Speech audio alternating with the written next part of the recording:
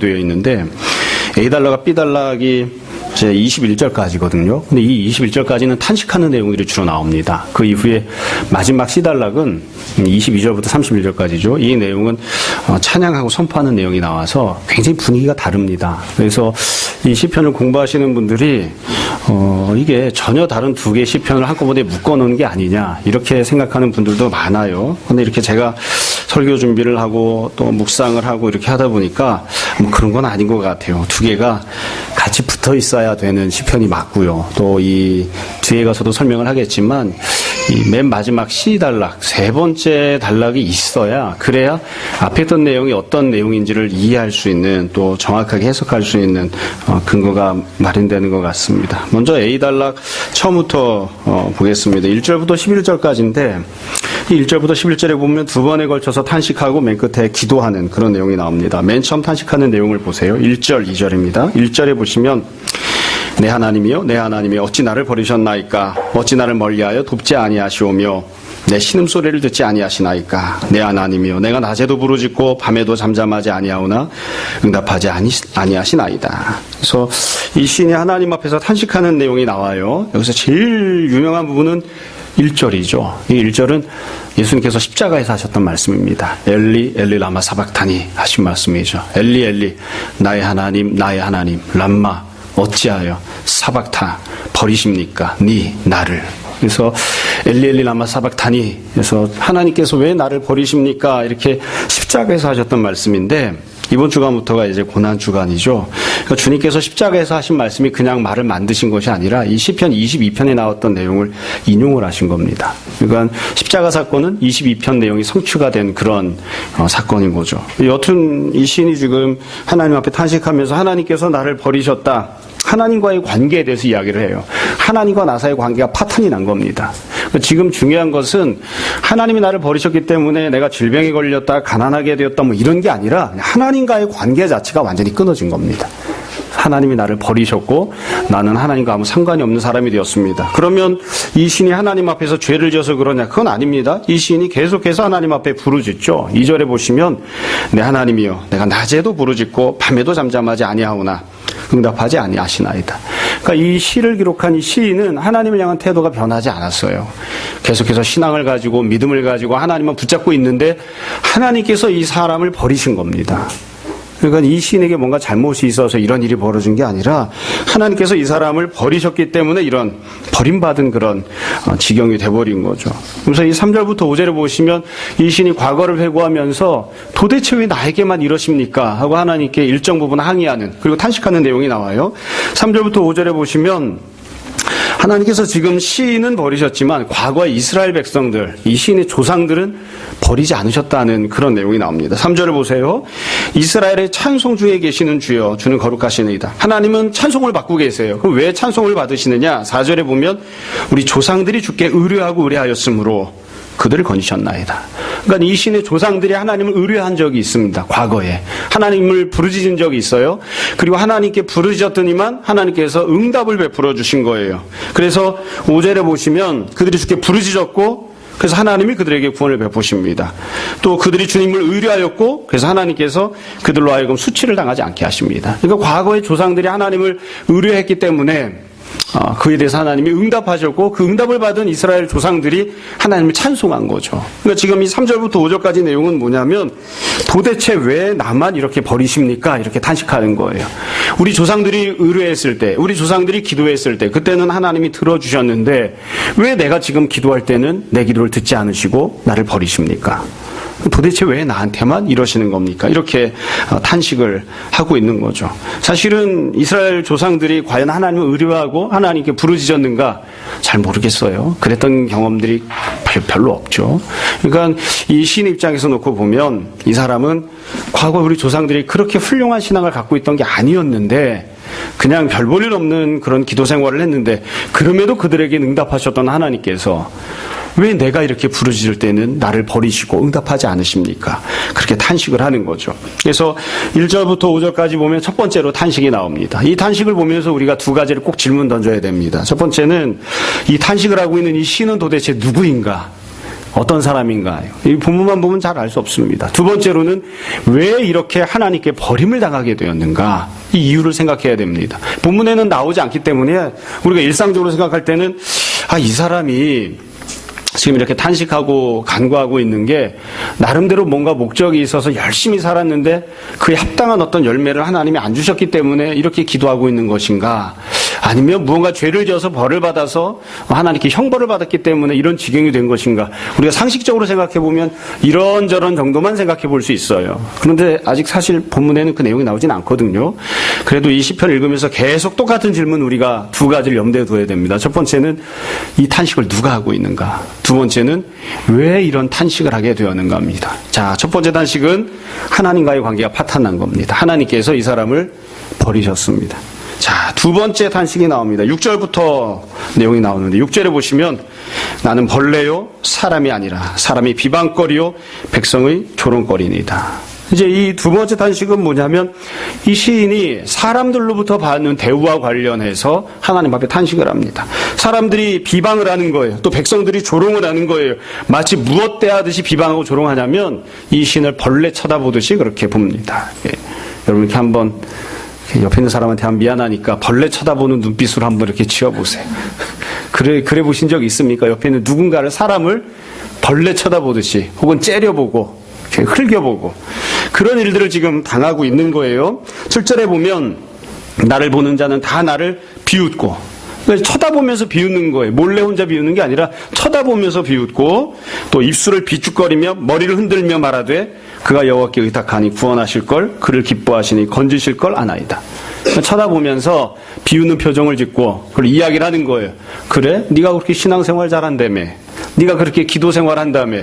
그래봤자 이게 뭐야? 그리고서는 비웃고 조롱하는. 그러니까 이게 지금 6절부터 8절까지 나오는 내용은 이 시인이 이웃 사람들, 주변 사람들로부터 어떤 멸시를 당하는지를 설명한 거예요. 그러니까 앞부분에서는 하나님과의 관계가 파탄이 났죠. 지금은 주변 사람들과의 관계가 파탄이 난 겁니다. 다만 지금은 이 시인이 옆에 있는 사람들에게 어떤 죄를 짓거나 잘못했기 때문에 이런 일을 당하고 있는 건 아니에요. 뭐 특별히 잘못한 게 없는데도 사람들이 호시탐탐 조롱할 기회를 찾고 있다가 거 봐라. 너 그런 일을 당할 줄 알았다. 그리고서는 조롱하고 멸시하는 그런 일들을 당하고 있는 거죠. 이때도 시인이 앞부분과 똑같습니다. 과거를 회상하면서 도대체 왜 내가 이런 일을 당해야 됩니까? 이렇게 하나님 앞에 탄식을 해요. 9절을 보세요. 9절 10절에 보면 오직 주께서 나를 모태에서 나오게 하시고 내가 태어난 건 하나님 때문에 태어난 것이다 이렇게 고백하죠.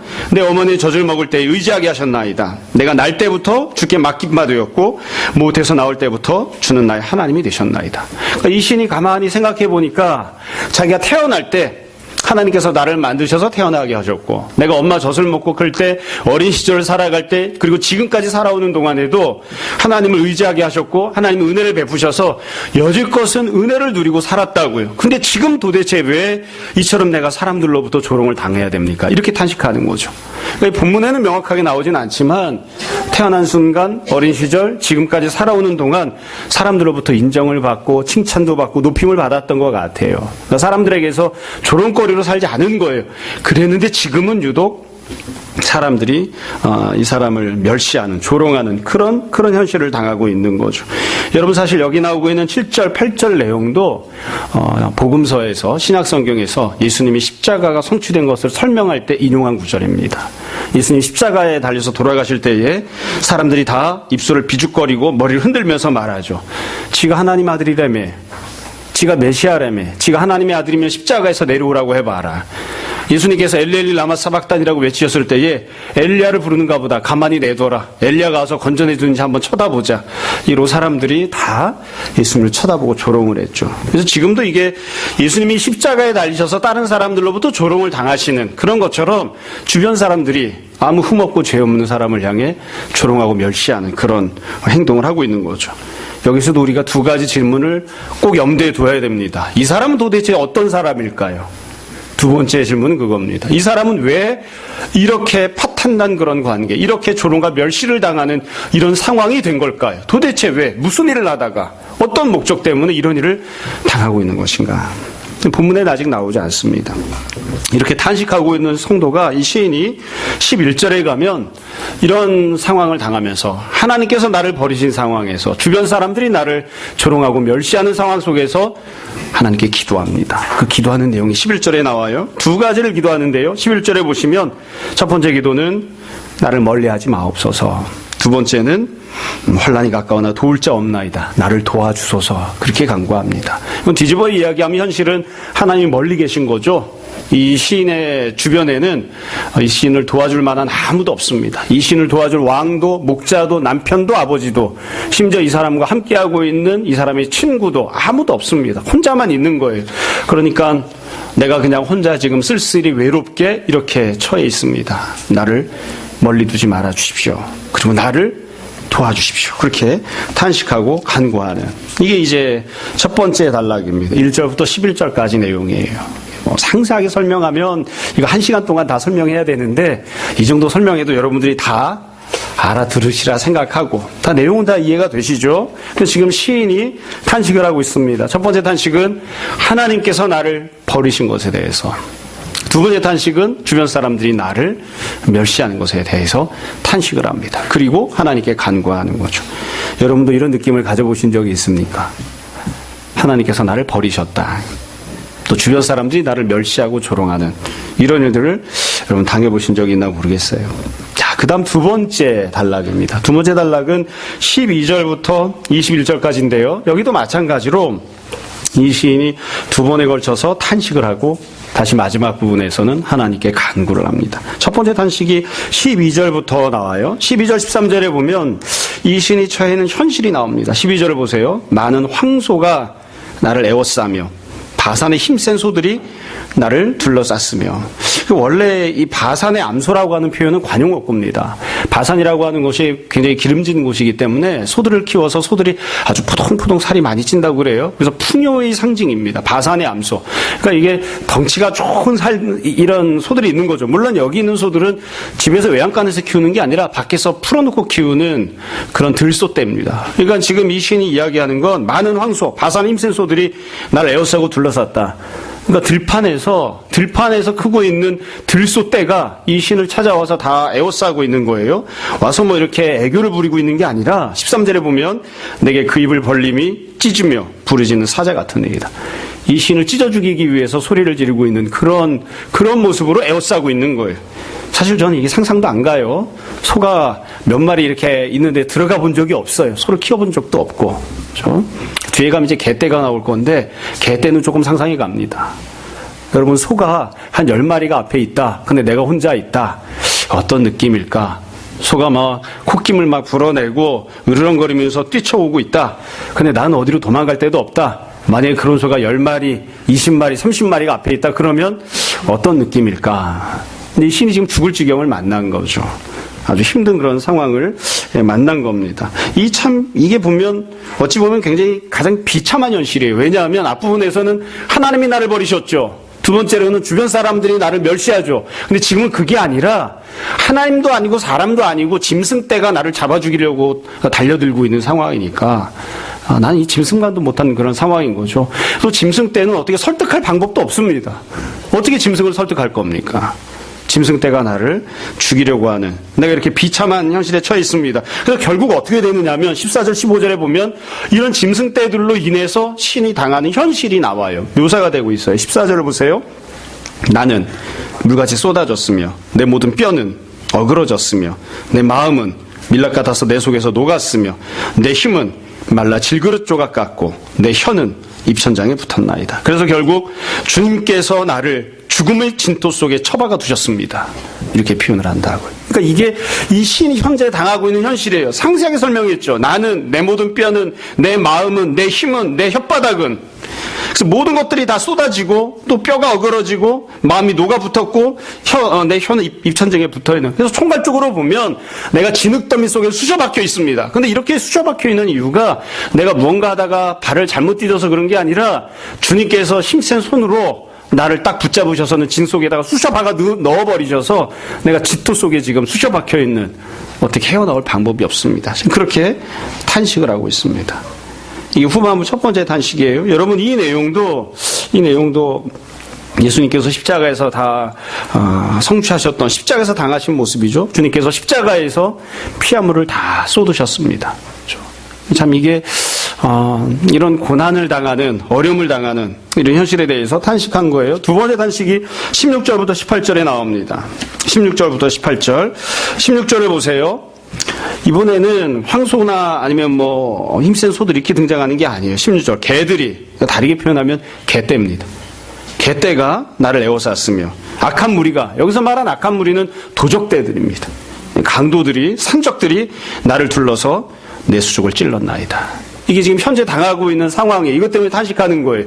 여러분 지금 이 시인은 집에 앉아있는 사람이 아닙니다. 궁궐에 앉아있는 사람도 아니고요. 울타리가 있는 곳에 있는 것이 아니라 들판을 헤매고 다니는 사람이에요.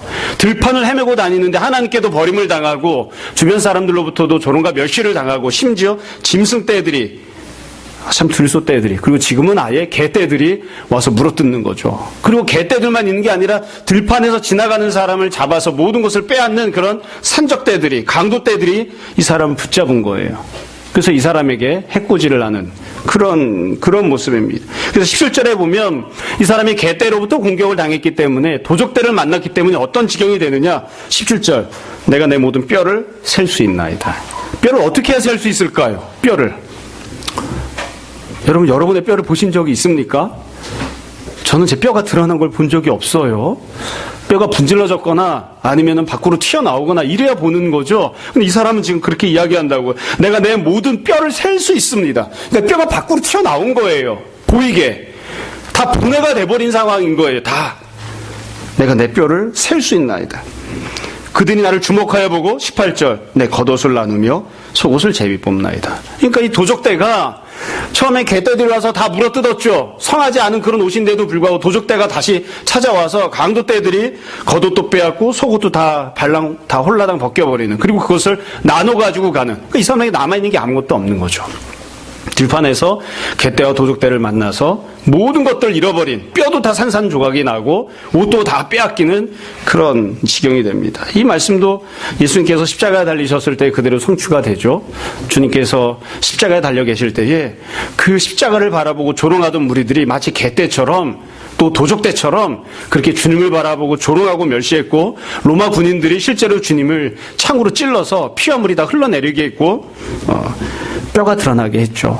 십자가 사건이 실제로 그랬습니다. 또 주님이 입고 계셨던 옷도 다 로마 군병들이 제비를 뽑아서 나누었습니다. 그래서 이 내용도 실제로 복음서에서 그대로 성취가 된 것으로 그렇게 설명을 합니다. 그러니까 이게 굉장히 비참한 그런 상황인 거예요. 여지것을 다 종합해 놓고 보자면 이 시인은 현재 어떠한 상황인가? 첫 번째로 하나님께 버림받은 상황. 두 번째로 주변 다른 모든 사람들로부터 조롱과 멸시를 당하는 상황. 세 번째로 들소떼들, 그리고 들깨떼들, 그리고 도적들로부터 모든 것들을 다 빼앗기고 죽임을 당하는 상황. 그게 바로 이 시인이 당하는 그런 상황이에요. 그러니까 이런 상황 속에서 이 시인이 마지막으로 간구를 합니다. 그 간구하는 내용이 19절부터 21절에 나와요. 19절을 보세요. 이 시인이 이때도 두 가지를 간구합니다. 첫 번째, 여호와여 멀리하지 마옵소서. 멀리하지 말아달라는 겁니다. 두 번째, 나의 힘이시여 속히 나를 도우소서. 멀리하지 마시고 나를 도와주십시오. 이건 앞부분에 11절에 나왔던 간구랑 똑같습니다. 그러니까 탄식하고 나서 간구할 때 똑같은 간구를 하는 거예요. 나를 제발 혼자 내버려 두지 마시고, 나를 멀리하지 마시고 나를 도와주십시오. 아무도 나를 도와줄 사람이 없습니다. 이렇게 간구하는, 이게 이 시인이 하고 있는 간구입니다. 그리고 21절 뒤에 보시면 아주 중요한 표현이 나와요. 21절 뒷부분에 주께서 내게 응답하시고 들소의 뿔에서 구원하셨나이다.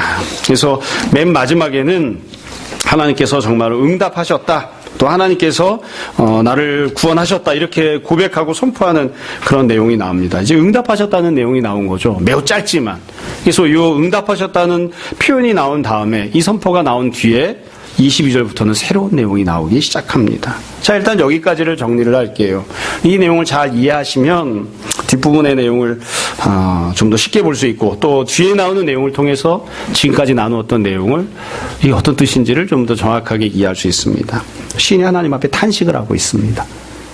왜 나를 버리셨습니까?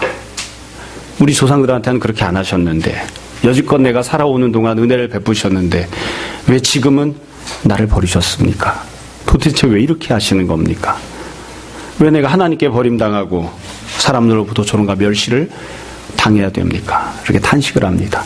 뿐만 아니라 내가 그저 사람들에게 이렇게 당하는 게 아니라 들소떼로부터, 개떼들로부터, 그리고 도적놈들로부터 내 목숨이 다 빼앗기는, 내 뼈가 드러나는, 갖고 있던 속옷과 겉옷까지도 다 빼앗기는 그런 지경이 왜 되게 하셨습니까? 왜 나를 이렇게 그냥 내버려 두셨습니까? 이러면서 이제 탄식을 하는 거예요. 앞부분부터 계속 반복해서 말씀드렸지만 이 탄식을 읽으면서 우리가 꼭 두 가지를 꼭 기억해야 됩니다. 첫 번째는 이 탄식을 하는 이 시인은 누구일까요? 본문만 놓고 보면 시인이 다윗이죠. 다윗인데 과연 이게 목동이하는 그런 탄식인가? 두 번째로는 왜 이런 지경을 당하게 되었을까? 무슨 일을 하다가 이런 형편에 처하게 되었을까? 이걸 항상 생각해보고 보자고요. 자, 그 다음에 마지막 세 번째 단락입니다. 이 세 번째 단락이 우리가 오늘 보는 22편에서 제일 중요한 내용이고요. 그리고 이 세 번째 단락을 정확하게 잘 이해하시면 앞에서 우리가 살펴본 두 개의 단락을 어떤 뜻인지 정확하게 좀 더 명확하게 알 수 있습니다. 세 번째 단락을 보시면 조그맣게 소단락으로 세 번 나누어서 시인이 선포를 하는데 이 선포를 보시면 처음에는 하나님께 고백하는 내용, 그 다음에 주변 사람들에게 이야기하는 내용이 나옵니다. 22절을 보세요. 22절 천천히 보시기 바랍니다. 제가 읽어드릴게요. 내가 주의 이름을 형제에게 선포하고 회중 가운데에서 주를 찬송하리이다. 그래서 제일 중요한 건 누가 이걸 하느냐입니다. 누가 하는 거죠?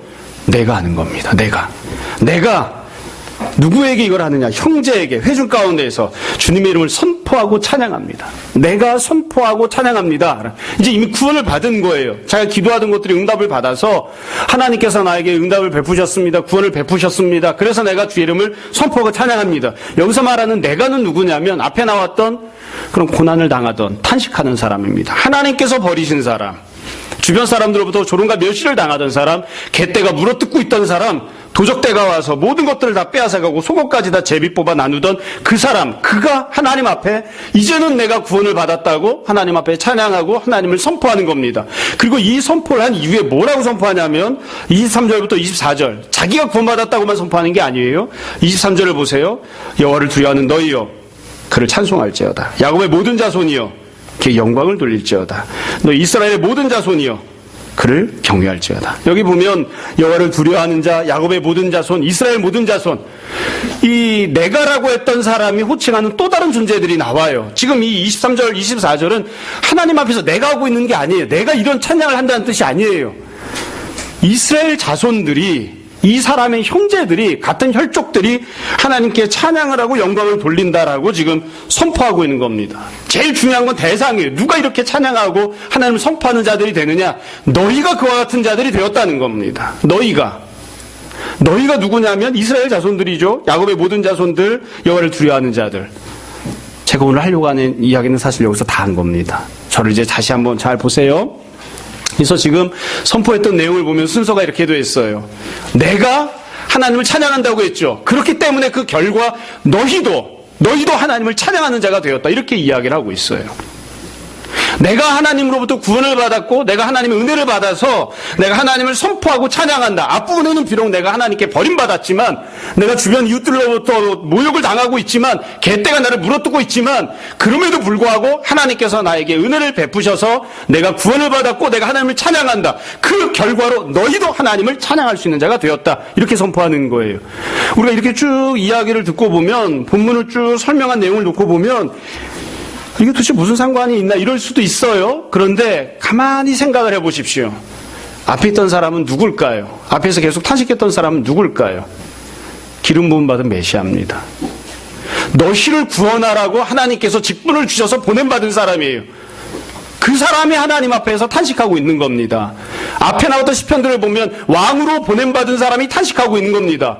우리가 염두에 둬야 될 두 번째 질문이 있었죠. 그럼 그 사람은 왜 이와 같이 하나님께 버림을 당했을까요? 왜 이와 같이 주변 사람들로부터 모욕과 멸시를 당했을까요? 왜 개떼에게 물어뜯기는 그런 형편이 되었을까요? 그건 그 모든 일들을 통해서, 그 모든 과정을 통해서 너희가 하나님께 찬양하고 너희가 하나님께 영광 돌리는 자들이 될 수 있게 하기 위해서입니다. 이 사람이 이와 같이 하나님께 버림받은 이유는, 이 사람이 개떼에게 물어뜯기는 이유는 자기가 뭔가를 잘못해서가 아니에요. 힘이 없어서가 아니에요. 이와 같은 고난당하는 과정을 하나님께서 그 사람이 직분을 감당하는 과정으로 부여하셨기 때문이에요. 그래서 이 사람이 고난당하는 것들을 다 감내하고 있는 겁니다. 하나님께 버림받는 것을 감내하고 있는 거예요. 주변 사람들로부터 모욕과 멸시당하는 것을 감내하고 있는 거예요. 왜냐하면 그 이후에는, 지금은 그와 같은 일들을 당하고 있지만, 탄식할 수밖에 없는 상황이지만, 결국 하나님께서 이 사람에게도 구원을 베푸시고, 뿐만 아니라 이 사람이 이런 고난을 통해서 너희가 하나님께 찬양하고 너희가 하나님께 영광 돌리는 자가 되게끔 너희에게 구원과 은혜를 베푸시는 그런 은혜를 주실 것이기 때문에 이런 일들을 당하고 있는 거죠. 그 뒤를 보세요. 두 번째로 이 사람이 고백합니다. 25절을 보세요. 큰 회중 가운데서 나의 찬송은 주께로부터 온 것이니 주를 경외하는 자 앞에서 이제 내가 어떻게 하죠? 나의 소원을 갚으리이다. 이 사람이 나의 소원을 갚겠다고 선포를 해요. 이거 하나님께 자기가 하는 이야기입니다. 이 시인이, 이 성도가 하나님 앞에서 내가 소원을 갚겠다고 해요. 도대체 어떤 소원을 갚는다는 걸까요? 이 사람이 했던 소원이 뭔가요? 본문에 나오지 않죠. 그럼 우리가 알 수 있습니다. 하나님께서 이 사람을 메시아로 세우시고 기름 부어서 백성들을 구원하는 자가 되라고 보내셨어요. 보내시면서 알려주시고 말씀을 하셨다고요. 네가 나에게 버림당할 것이다. 네가 직분을 감당하는 과정 속에서 주변 사람들로부터 멸시와 조롱을 당할 것이다. 그래도 가겠느냐. 이 사람이, 이 신이 하나님 앞에 약속을 했습니다. 하나님이 나를 버리셔도 하나님이 나에게 말씀하신 대로 내가 순종하고 내가 죽기까지 순종하고 그래서 직분을 감당하겠습니다. 개떼가 나를 물어뜯어도 내가 도적들에게 내 모든 속옷까지 다 탈탈 털리는 그런 신세가 되어도 내가 하나님 말씀대로 순종하겠습니다. 그래서 직분을 감당하겠습니다. 그래서 내가 결국에는 구원을 받는 자가 되고 뿐만 아니라 내가 이와 같이 고난받는 과정을 통해서 하나님이 나에게 맡겨주신 양떼들이 하나님 앞에 구원을 받게끔 하는 자가 되겠습니다. 그렇게 소원을 한 거예요. 그러니까 이 소원을 이 사람이 지키는 겁니다. 이 소원을 지키려고 하면 죽어야 됩니다.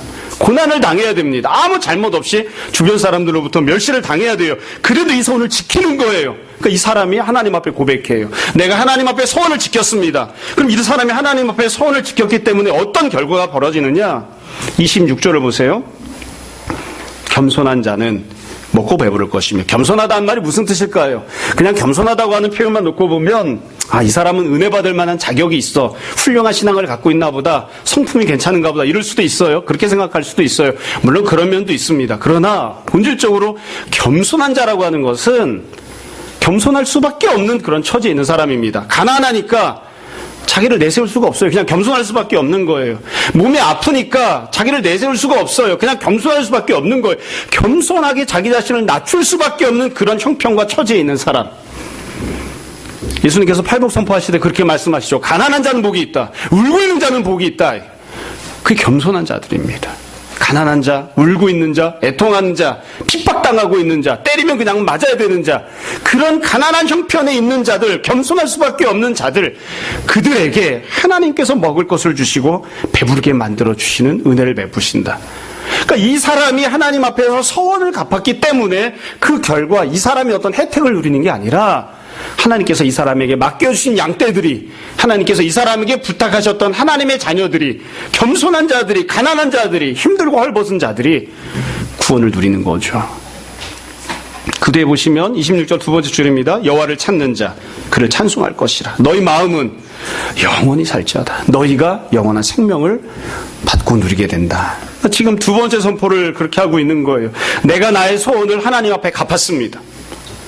하나님께서 가서 주우라고 말씀하실 때, 내가 너를 버리겠다고 말씀하실 때, 내가 그 말씀을 듣고도 가서 하나님 앞에서 내 소원을 지켰습니다. 그래서 하나님께서 나에게 어떤 은혜를 베푸시는 것이 아니라 하나님이 구원하기를 원하셨던 가난한 자들, 헐벗은 자들, 애통하는 자들, 그 겸손한 자들에게 하나님이 은혜를 베푸실 수 있게끔 하셨습니다. 그들이 구원을 누리게끔 제가 그렇게 했습니다. 이렇게 선포하는 거예요.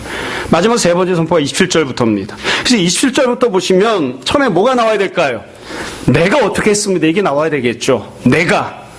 사실 27절에 뭐가 나와야 마땅하냐면 내가 개떼에게 물어 뜯겼습니다. 내가 도적떼에게 속옷까지 다 빼앗겼습니다. 그러나 결국 하나님이 나를 다시 부활케 하시고 하나님이 나에게 다시 승리케 하셨습니다. 사실은 내가 어떤 은혜를 받았는지 내가 어떤 일을 했는지가 나와야 되는데 27절부터 보면 그 내용은 생략이 되어 있습니다.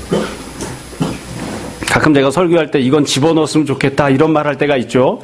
제가 성경을 쓸 수 있는 어떤 권능이 있거나 그런 어떤 권세를 부여받은 게 아니니까 그렇게 할 수는 없습니다만 논리적으로 이렇게 쭉 성경을 읽다 보면 요 부분에 요 내용이 들어가 있으면 조금 더 보충이 될 것 같은 조금 더 의미가 명확할 것 같은 그런 내용들이 있어요. 그러니까 27절엔 그 내용이 들어가는 거예요. 내가 하나님께 버림받고 사람들에게 멸시당할 뿐만 아니라 개떼에게도 뜯김을 당했습니다. 그러나 그 모든 죽임당하는 고통을 당했지만 결국 하나님께서 나를 부활케 하시고 승리케 하십니다. 그렇기 때문에 그 결과 어떤 은혜를 누가 받게 되느냐? 27절 보세요. 땅의 모든 끝이 여호와를 기억하고 돌아오며 모든 나라의 모든 족속이 주 앞에 예배하리니. 이제는 이스라엘 백성들만이 아니라 신앙을 갖고 있는 자들만이 아니라 온 세상 모든 족속과 모든 나라들이 하나님 앞에 돌아오는 은혜를 그들이 받을 수 있게 되었습니다. 이 사람이 하나님께 버림을 받았기 때문에 개떼에게 뜯김을 당했기 때문에 천하 만민이 복을 받고 천하 만민이 하나님께 돌아올 수 있는 은혜를 받은 거예요. 그렇죠? 29절에 보시면 세상의 모든 풍성한 자 먹고 경배할 것이요 진토 속으로 내려가는 자 자기 영혼을 살리지도 못할 자도 다 그 앞에 절하리로다. 앞부분에 자기는 진토 속에 수저박혔죠.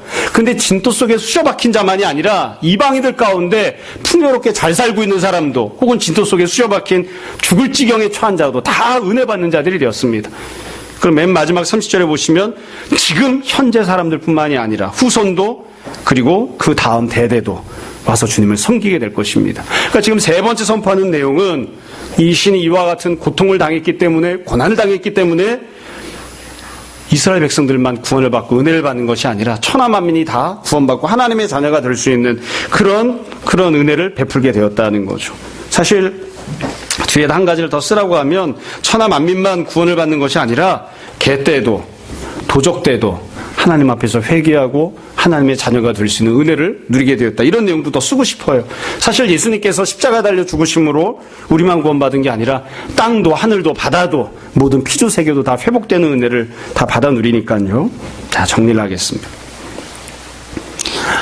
언제나 그렇지만 설교를 할 때 성경 말씀을 볼 때 제일 중요한 건 본문을 잘 이해하는 겁니다. 정확하게 잘 이해하는 겁니다. A단락과 B단락은 시인이 탄식을 합니다. 하나님께서 버리신 것에 대해서 주변 사람들이 조롱과 멸시하는 것에 대해서 개떼가 찾아와서 다 물어뜯고 죽이는 것에 대해서 탄식을 합니다.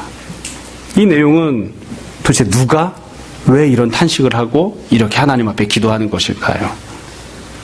대답은 아주 간단합니다. 한 사람이 내 욕심을 이루기 위해서 이것저것 행동하다가 좋은 결과가 없어서 탄식하고 있는 게 아닙니다. 열심히 살았는데 왜 나는 이 모양 이 꼴로 고난을 당해야 됩니까? 이렇게 탄식하고 있는 게 아닙니다. 이 사람은 애당초 고난당할 걸 알면서도 보냄받은 대로 순종하고 살고 있는 겁니다. 애당초 처음부터 버림받을 것을 알고 있으면서도 보냄을 받은 겁니다. 우리가 생각할 때에는 하나님이 메시아를 보내실 때에 능력을 기름 붓듯이 부어주셔서 성령 충만을 기름 붓듯이 부어주셔서 앞에 가로막는 것이 아무것도 없고 승승장구하고 모든 것들이 다 승리만 나누는 그런 일이 되게끔 하실 것처럼 보이는데 하나님이 정하신 방식은 그게 아니었던 거예요. 우리의 대적을 찾아내고 소멸케 하고 그 후손까지도 몽땅 다 멸절시키는 그런 구원자는 어떻게 그 구원의 역할을 감당하는가? 하나님께서 그를 버리심으로 주변 사람들이 그를 조롱하고 멸시함으로 개떼가 찾아와서 그를 물어뜯음으로 날강도들이 찾아와서 그의 속옷까지도 다 훔쳐가는 것을 통해서 뼈가 드러나고 자기 뼈를 셀 수 있고 자기 자신이 물녹듯이 다 녹아내리는 그 모든 고난과 고통의 과정을 거치면서 그 모든 과정들을 순종하면서 그 결과 이스라엘도 믿음의 사람도 천하 만민도 하나님 앞에 나와 구원을 받을 수 있는 그런 은혜를 베푸신 거죠. 그래서 앞부분은 A단락, B단락 앞에 나오는 첫 번째, 두 번째 단락은 그런 메시아가 하나님 앞에서 아무 이유 없이 고난당하면서 하나님 앞에 탄식하는 것입니다. 그냥 쓸데없이 그냥 누군가가 어려운 일을 만났구나 그래서 탄식하는가 보다 그게 아니라 이런 일을 당할 아무런 이유가 없는 그런 온전하고 정결한 메시아가 직분을 받은 사람이 직분을 감당하기 위하여 고난당하며 하나님 앞에 탄식하고 그 과정 속에서 하나님께 간구한 거예요. 그리고 그 간구가 응답이 되어졌기 때문에 맨 마지막 단락이 주어진 것이죠. 내가 직분을 감당하기 위하여 고난당하였고 그 과정 속에서 간구했습니다. 그 결과 내 형제들이 구원을 받고 믿음의 사람들이 구원을 받고 지금은 나를 알지 못하지만 천하 만민이 복을 받고 하나님의 자녀가 되는 그런 은혜를 하나님께서 베푸셨습니다. 이렇게 선포한 거죠. 그래서 이 시편 22편은 말 그대로 예수 그리스도의 십자가를 우리에게 보여줍니다. 사실 오늘이 종료주일이어서 또 내일부터 고난주가 아니어서 이 본문을 선택한 건 아니에요. 이 본문이 쭉 순서가 지나가다 보니까 오늘 시편 22편이 된 거예요. 그런데 22편은 참 놀랍게도 십자가에 달려 돌아가실 때 하나님께 버림당하셨습니다. 하나님께서 이스라엘도 버리지 않으셨는데 자기의 독생자인 외아들이 예수님을 십자가에 매달으시면서 그냥 버리셨습니다. 예수님께서 십자가에 달려 돌아가시면서 주변 사람들로부터 조롱과 멸시를 당하셨습니다. 주님께서 그들에게 뭔가 죄를 짓거나 잘못해서가 아닙니다. 주님께서 십자가에 달리실 때에 들소떼 같은 개떼 같은 사람들이 다 달려들어서 주님께 함부로 대하고 로마 군인들이 창으로 주님의 옆구리를 찌르고 물과 피를 다 쏟아내게 하고 그리고 주님이 입고 있던 속옷까지도 다 제비 뽑아서 나눠 가졌습니다. 그 모든 고난을 주님께서 하나님 앞에서 하셨던 서원을 지키기 위해서 다 감내하셨고 그리고 그 모든 고난이 다 끝난 이후에 결국 우리가 구원을 받은 겁니다. 우리가 그 대가로 하나님의 자녀가 되고 우리가 생명을 얻게 되고 우리가 그 대가로 회복을 누리게 된 것입니다. 제가 20편을 읽으면서 생각을 해봤어요. 다윗은 이런 삶을 살아보았을까? 이게 다윗의 시라고 돼 있잖아요. 다윗은 이스라엘 백성을 구원하는 메시아가 되라고 기름 부음을 받았는데 왕이 되었는데 백성들을 구원하는 자가 되라고 왕이 되었는데 자기 자신이 하나님께 버림당하는, 자기 자신이 고난당하는, 자기 자신이 다른 사람들로부터 멸시를 당하는, 자기 자신이 개떼에게 뜯기는 그런 것들을 통해서 자기에게 맡겨졌던 백성들이 구원받게 하는 그런 일을 감당한 적이 있을까? 평생 그렇게 산 건 아니었지만 그런 때들이 있었습니다. 다윗에게 분명히 그런 때들이 있었습니다. 광야에서 살았으니까요. 여러분, 우리가 오늘 22편을 생각할 때 늘 예수님을 생각하고 우리가 어떤 은혜를 받았는지를 늘 기억하며 또 그래서 주님께 감사하고 찬양하는 성도들이 되었으면 합니다. 내가 구원받은 것은 주님께서 하나님께 버림받으셨기 때문입니다. 내가 구원받은 것은 주님께서 사람들로부터 조롱과 멸시를 당하셨기 때문입니다. 내가 오늘 번듯한 옷을 입고 풍요를 누리고 먹고 마시고 생활할 수 있는 것은 주님께서 개떼에게 물어뜯기시고 주님께서 강도들에게 속옷까지 다 빼앗기셨기 때문입니다. 우리가 주님께서 어떤 은혜를 베푸셨는지를 늘 생각하고 동시에 더불어서 혹시 주님께서 우리에게 직분을 주시고 누군가를 구원하는 자가 되라고 말씀하시면 우리도 마찬가지로 때로는 하나님이 나를 버리신 것 같은, 때로는 사람들이 이유 없이 나를 조롱하는 그런 과정들을 거칠 수도 있다는 것을 생각하고 우리가 다 주님의 마음을 품고 받은 은혜를 기억하면서 내가 다른 사람들을 위하여 그와 같은 삶도 감내하겠다고 하나님 앞에 서원을 지키는 그런 모습들이 또한 우리 모습들이 다 될 수 있었으면 좋겠습니다. 날마다 십자가 앞에 우리의 자리를 정하고 주님을 바라보고 감사하고 주님과 함께하고 주님을 따라가는 귀한 주님 제자들이 되는 우리 모두가 다 되기를 주님 이름으로 축원합니다. 잠시 기도하겠습니다.